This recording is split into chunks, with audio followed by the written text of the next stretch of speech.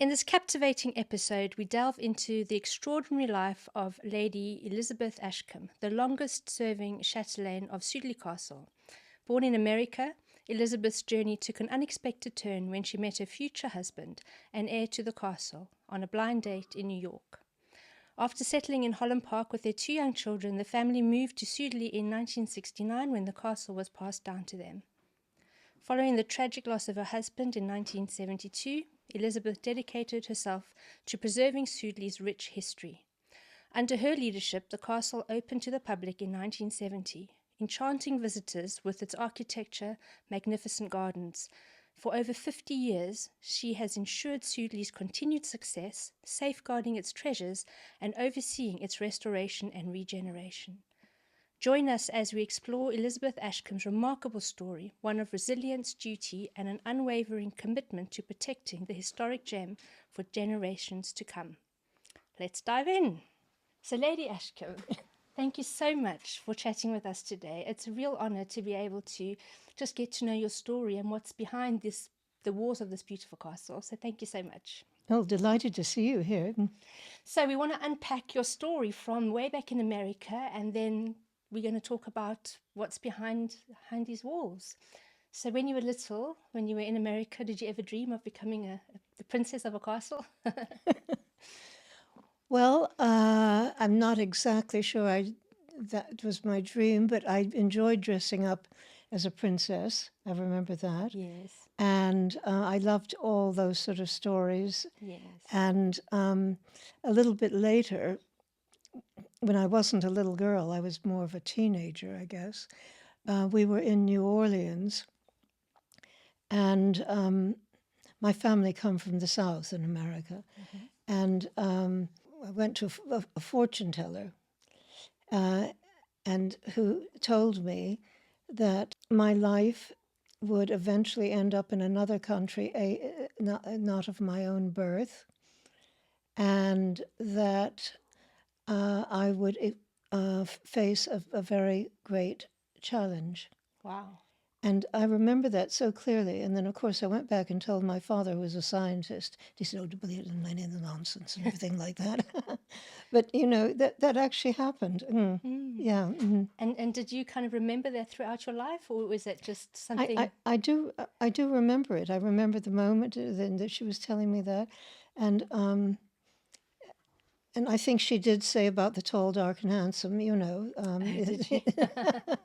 Oh. Yeah. And then, when you were at school and considering, your career and things like that, did you have any particular passions or anything that you wanted to pursue?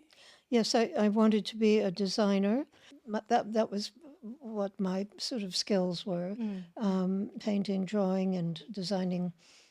I designed my own clothes and etc. And that's and I went to school in upstate New York, and then I spent a year in Europe studying, and then the next, when I finished that, I went back to New York, and I was waiting for my place, which I had been accepted, but not exactly when I wanted to, at the Parsons School of Design, which is a excellent design school in New York, and that's what I was doing. And I guess I was about 20 years old then.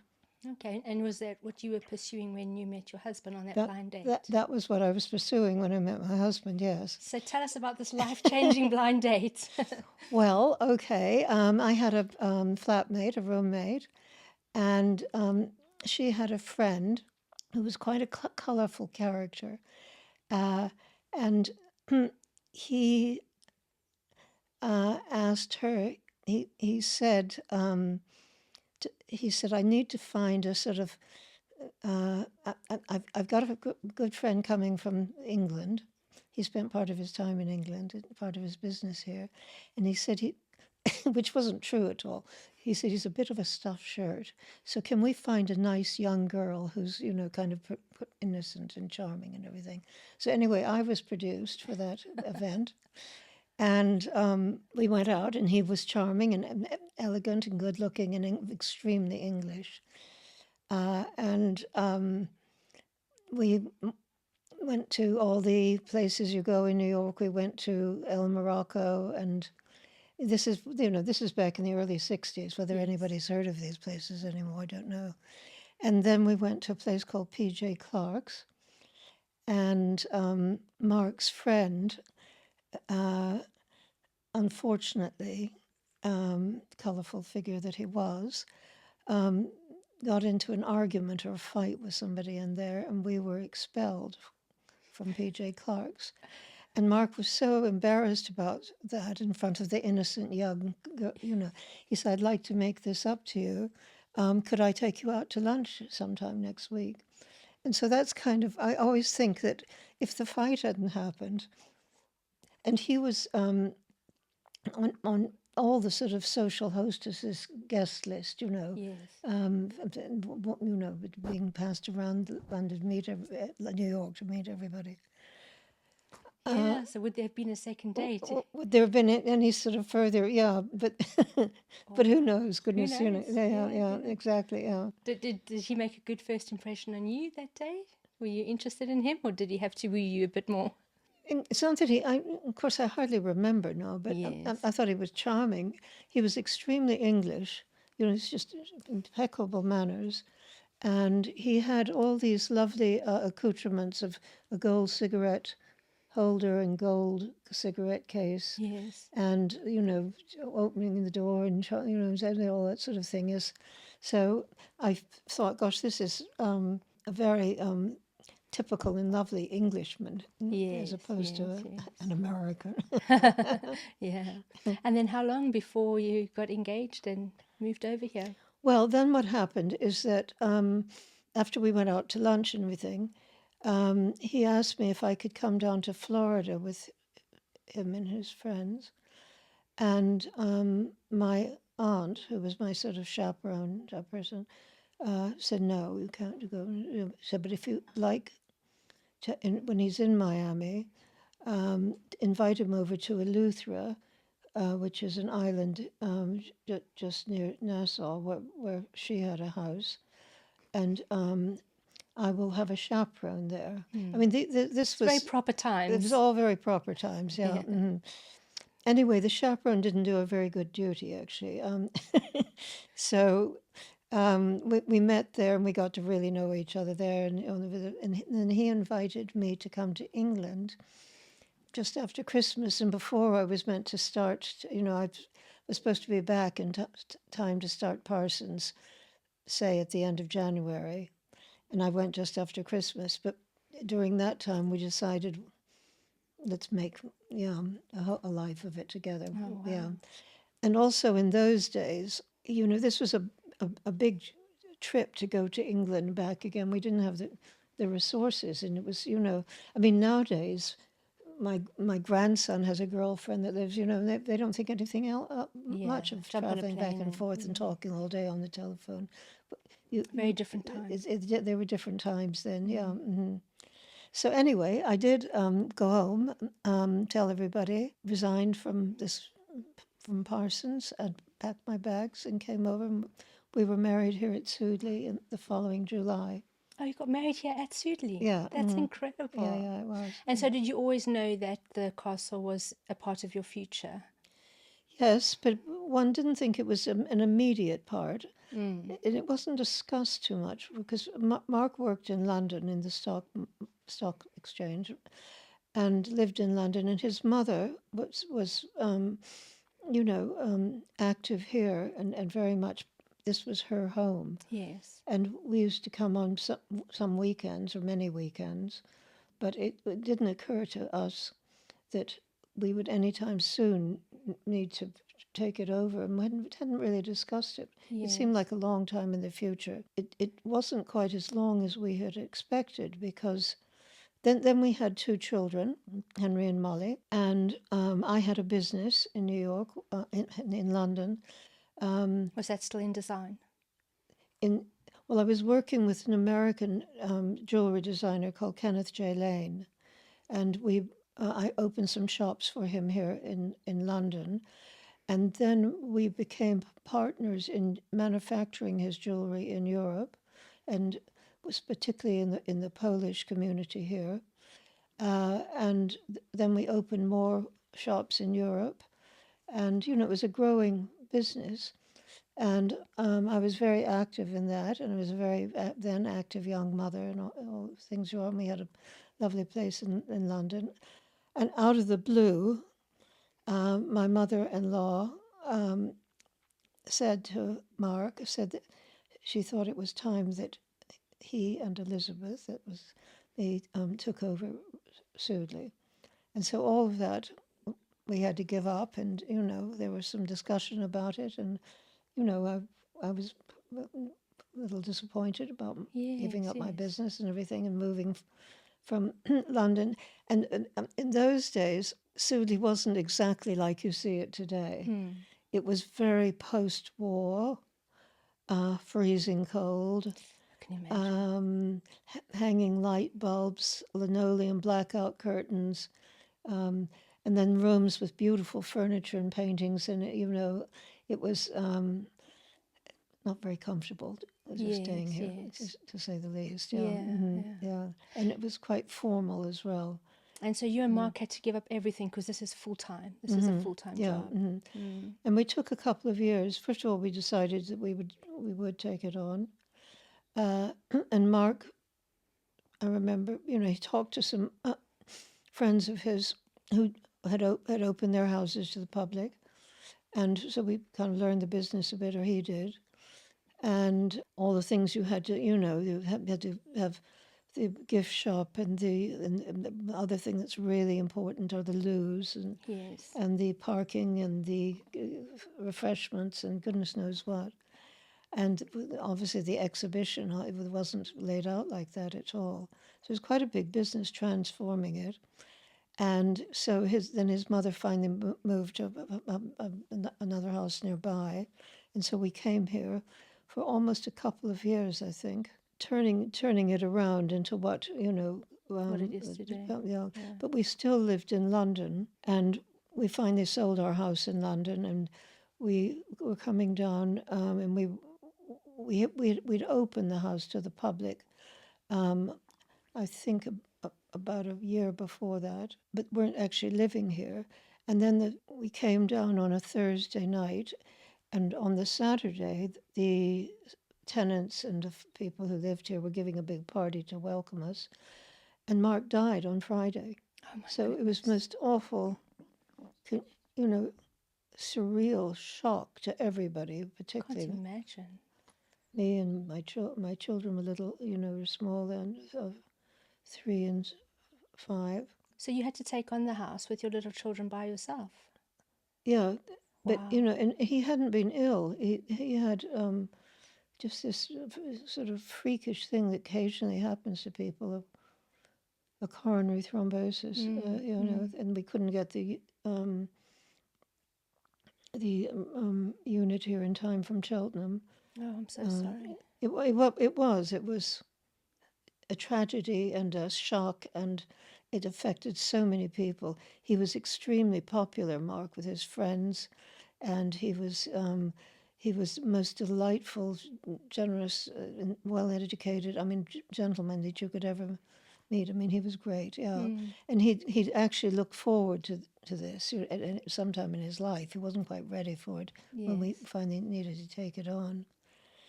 So that was A shock, I difficult, imagine. a shock, and Yeah. a challenge, to say the least. And did you consider, handing it to someone else? Or did you just decide that this is your responsibility and you're going to make it work? Or did you ever feel like you just couldn't do it? Well, what happened, and it all to do with legal things, and he hadn't actually made a will yet, and that's it was in something called an intestacy, and that was incredibly complicated with a place like this. And it was also in a time of extremely high inheritance tax, about as high as it's ever been in England. So it was a terrible situation. And the lawyers and some advisors and friends and everything said, you can't take it on. It's too much. And I just couldn't do that. Being naive and put into this extraordinary situation, of losing my young husband and the father of my children and having just moved. I wouldn't, I could, I remember just saying, I'm not going to do that to my children. They're not going to lose their father and their home and their inheritance at the same time. No, stamp my foot. No, there's no way. And that's the way it happened. Yeah. And so what followed from that was the continuing of the opening, but paying off the debts of the estate, having to sell half the estate, have to sell much of the collection. It sounds an awfully gloomy story. In ways, it's most beautiful historic house, but it really was. It's had some terrible things happen here at Sudeley. It was Oliver Cromwell came in and knocked half of it down, got rid of that family, and there was another war here from previous Kings Stephen and Matilda in the 13th century. I mean, Sudeley is a challenge. Let's put it that way. Yeah, yeah. But it is, as you've probably noticed, if you go around and everything, it's just gorgeous and beautiful, and it carries the most fascinating history, and 1,000 years of it as well. And of course, the more I got to know about it, and I mean, I was not a historian at all, wasn't particularly interested in the history, and I didn't know very much about it. But the more I got to know, I realized what an important historic museum this is. It's not just a family home that people have lived in for several generations, or goes back, or they were aristocracy, or anything like that. That wasn't the story. It's Sudeley is the story. Yeah. And so how did you cope? You lost your husband, you had your little children, you had this massive castle to run. What were some of the things that you put in place to manage it? There were some legal trustees who were involved in getting. We had one of the firms of estate agent, one of the big leading ones, come in, and they put a manager in, and the manager worked with me, and then we had an accountant, and then they came once a month, and we all sat around and we kind of ran the business like that and started to develop it along the lines that other houses had been developed. Okay. So that went on. That was in the early 70s. And then we became independent of the management agent and took on more, and then it just, it grew, the business. And I've always had, because I'm not a business person. That's not. I'm a designer, really. My background, more visual things. But I have got to know quite a lot about what makes a business work, and so we've always had either a general manager, and now it's grown into a chief executive officer. Wow. Yeah. And that's not me. That's Yes. somebody over in the tower over there. Yeah. Yes, yes. Yeah. So did you ever get to enjoy it as a home? Or was it a business from the word go? It was a business from the word go, but to say I did enjoy it because my children were here, we lived here, and then 7 years later, I remarried Lord Ashcombe, who was a good friend of my husband's and had been our trustee, and and we lived at his place for a while and came back and forth, and then of course that turned out to be too much of an effort. Where did he live? He lived near Dorking in an estate Okay, there called so quite Denbies. a way away. Yeah, yeah. And so anyway, he very generously decided he would give up his estate and come here, and we would make our home here. And there were certainly some great times we've had here as well, and we still do. And the Henry Molly growing up had fun here and parties and their 21st birthday parties and all that. And then now they have 5, 2 23-year-olds, 2 21-year-olds, and a 20 and an 18. So there's another party this summer that's going to be fun. And I mean, and they're very involved in having a good time here. They're not all that involved in running the business, the difficult side, because that sounds pretty boring to them. And will they take on the business? after my lifetime, they'll take it on. Yeah. Yeah. Or when I finally just can't do it anymore. Yeah. Yes, Yeah. yes. Yeah. And you're still doing it, all these years later. Do you feel that you can still do it, or do you have retirement plans, or is this just your life and you're happy doing this and forever? Thing is, I know it so well. Yeah. And the other curious, weirdish thing is that I, an American by birth and not even expecting any of this, have been the longest resident owner in its 1,000-year history. That's incredible. Nobody's stuck it out as long as Yeah. me. And then a lot of the past owners, came from to a pretty sticky end in one way or another. Yes. And also, I've been a lot inspired by the romance of it. I mean, Catherine Parr, and her falling in love with Thomas Seymour, and Yeah. and Lady Jane Grey was here. All this sort of these English historic celebrities, walking around these halls and ruins, and it's something that gets in your blood. Yeah, I can Really, imagine. yeah, It's really magical, isn't it? yeah, Yeah. exactly. Yeah. And so for those of us that just see you, this lady of this big castle, it can look very Downton Abbey, very glam and very exciting. But in reality, it's really hard work, isn't it? Well, what's hard work about it, and this goes for many of England's historic houses, is the cost of running them. I can imagine. It's just, and also it's going up all the time.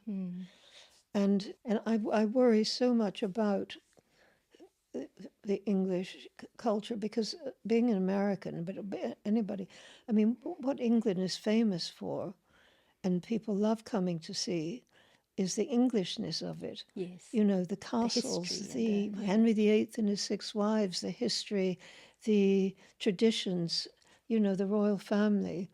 And that's not being given much notice by the government or anybody to do with what they're trying to do. And I worry about it. It seems wrong to me. I think England is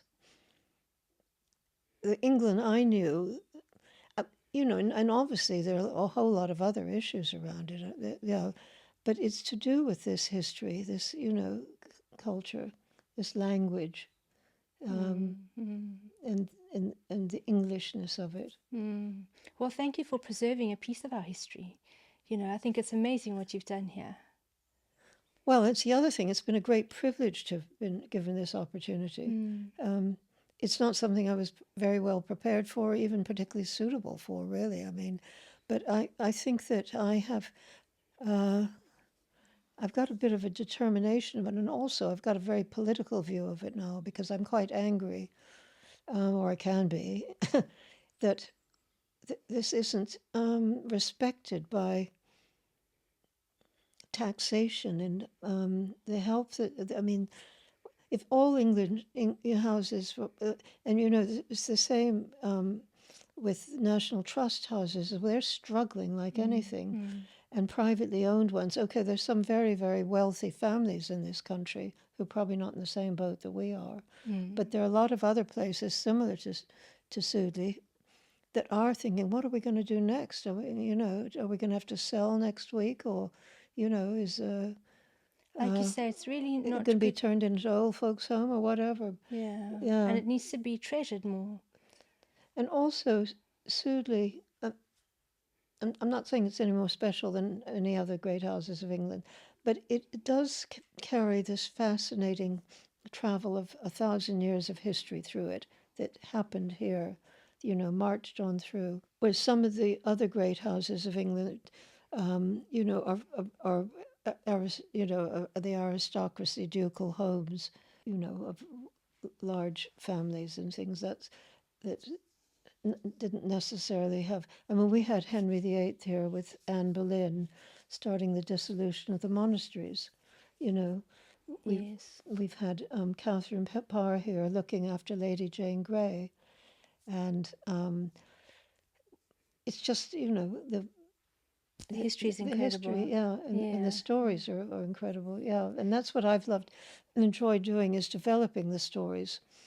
If you have a chance to come back when it's all on, we've made films about the different stories, and we illustrate it in all the exhibitions that we show. We're working on a new one with my sister who's here. She's a filmmaker, and it's called From Ruins to Revival, and it's in the garden, and you walk through 180 years of history, back and forth and roundabout and everything, with the blowing up into great big poster size photographs of the house and the countryside and everything while it was in ruins, and then how it, the different people who commissioned this book of beautiful watercolors, and why he decided, he was called the Duke of Buckingham, decided not to take it on and left it. And then finally the family that we belonged to came along, and they were wealthy glove makers, dense gloves, and they fell in love with it and decided they were going to make it, their life's project. And then it filtered down until they didn't have issue and didn't have children. And then the next generation married Emma Brocklehurst, and that's why our name is Dent Brocklehurst, or my children's name is, because it was the Dents wanted their name attached to Sudeley. Yeah. And so the Brocklehurst name was changed to Dent Brocklehurst. Okay, that's interesting. Yeah, exactly. Yeah.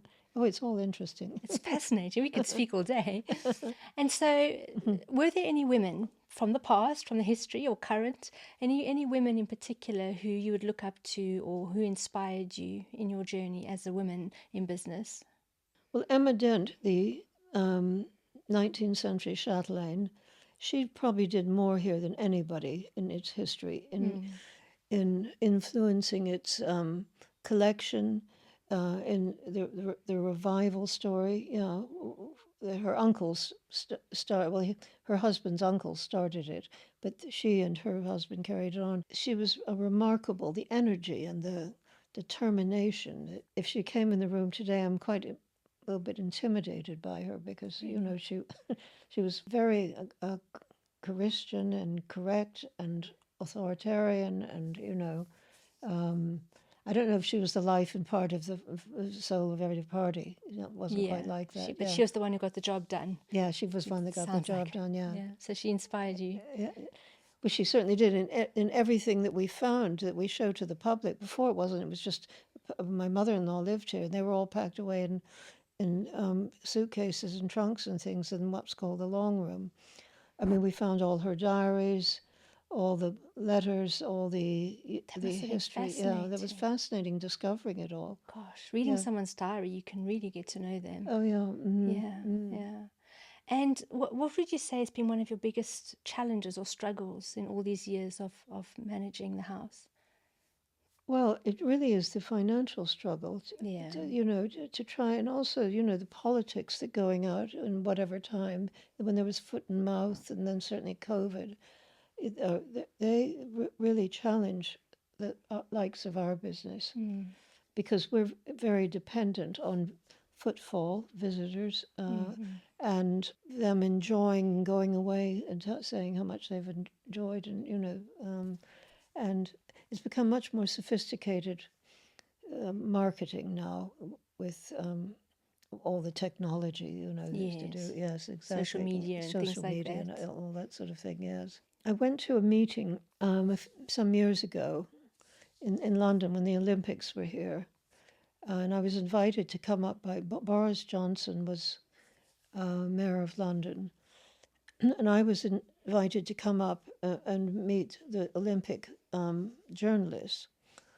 And I sort of thought, well, every house is being invited, and maybe I'll go and maybe I won't. But anyway, of course, I did go. And I thought I'd be there handing out our leaflets and telling a little bit about Sudeley. Well, it wasn't like that at all. There was a big table and an audience, and the journalists and all sorts of people were in the audience. And there were 5 or 6 people at the table. One of them was the Duke of Devonshire, The next one was me. The next one was some Lawrence Brush who ran Visit Britain, or British Tourism. Next one was Highgrove, and then the next one was, oh gosh, no, I've forgotten, sorry. It was one of the big houses, yeah, famous ones. And so I said to Lawrence, who was sitting, I said, how did Sudeley get at the big table? And he said, I'll tell you later. And so I was sitting here, I was so nervous and everything, and having to stand up and saying things to all these people. He said, because you actually fill all our, you tick all our boxes.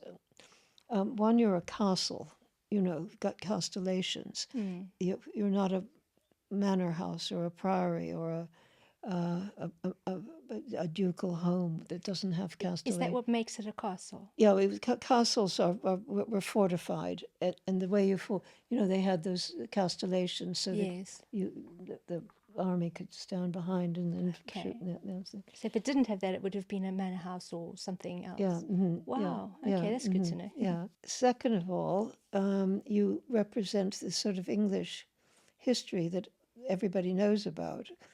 Henry VIII and his 6 wives, and we have a whole thing about that because it belonged to the crown, and it's Henry VIII and Anne Boleyn came here, and then Henry VIII had visited here several times, but then it belonged to the Seymour family, and he was married to Jane Seymour, and then Catherine Parr married Thomas Seymour. So we tick that box, yeah.